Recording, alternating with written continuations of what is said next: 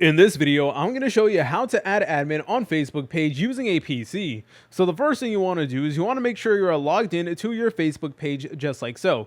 So yep, here we are. You may need to go ahead and press on see all profiles. But anyways, all you want to do from here is you want to select on professional dashboard. Then you want to select on this option that says all tools.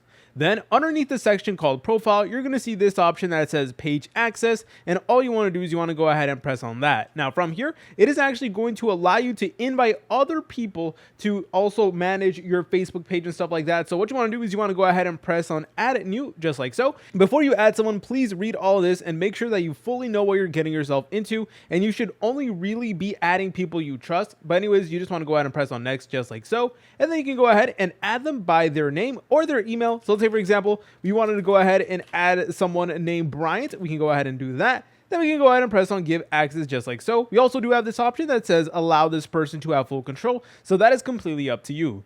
It is then going to send them an invite, and all they need to do is accept the invite. If you guys found this video helpful, make sure to leave a like and subscribe. I'll see you in the next tutorial.